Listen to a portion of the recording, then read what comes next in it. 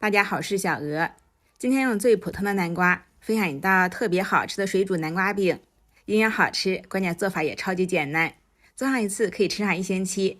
下面来看是怎么做的吧。首先准备1小块老南瓜，南瓜的含水量非常大，我们不需要准备太多。先去皮，再切成薄片，然后放入盘中，冷水上锅，大火蒸熟。趁着蒸南瓜的时间，准备其他的配料。1小把白芝麻，放入锅中，小火不停地翻炒，炒到颜色发黄即可捞出备用。再准备1小把花生米，放入锅中之后，也是小火不停翻炒，炒到颜色变深，表皮开裂，把它给盛出放凉。放凉之后再搓掉外皮，如果你炒的花生搓不掉皮，那就是没有炒熟。去皮之后放在保鲜袋里，用擀面杖敲碎，也不要敲得太碎，保留一点颗粒会更好吃。现在南瓜也蒸熟了，南瓜盘里面有很多水分，我们不要直接倒进来，用一个勺子给它拨进来。再加入10克白糖，用叉子压成南瓜泥，再分次少量加入糯米粉。200克南瓜泥，我加入了190克糯米粉。南瓜含水量是不同的，所以说糯米粉用量会有一点的差距。搅拌成这样的小颗粒。揉面时建议大家戴上一次性手套，不沾手，好操作。我用的是这种食品级一次性手套，可以放心接触食物，贴合性非常好，不会掉。平时揉面、拌菜、做家务都可以戴上手套。戴上手套，把面团揉到光滑不沾手，大概像这种软硬程度即可。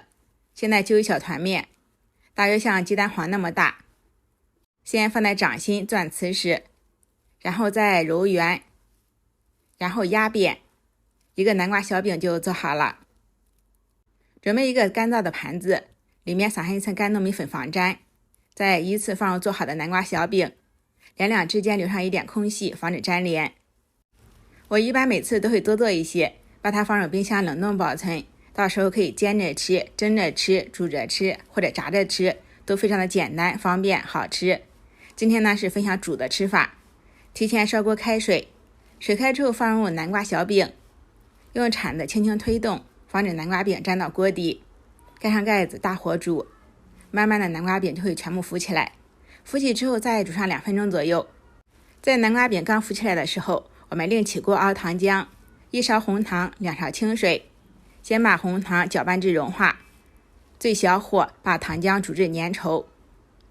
这个时候呢，南瓜饼已经煮好了，用漏勺把南瓜饼捞出来，再放入熬好的糖液里，转最小火搅拌均匀，再煮上2分钟左右，让南瓜饼和糖浆充分融合到一块，这样吃起来会更加的香甜软糯。汤汁收到粘稠之后，我们撒上一些芝麻、花生碎，搅拌均匀就可以出锅啦。这样做的红糖南瓜饼真的是超级无敌好吃，软软糯糯的，香香甜甜的，还有又酥又脆的花生和芝麻，一口下去口感真的是特别的丰富，只要你咬上一口就想吃一个，吃掉一个还想吃第2个、第3个，真的是好吃的完全停不下来。我每次呢都会做够1周的量，每周吃上2-3次，营养美味，好吃又特别的简单。如果你喜欢就点赞收藏试做吧。我是小鹅，感谢您的观看。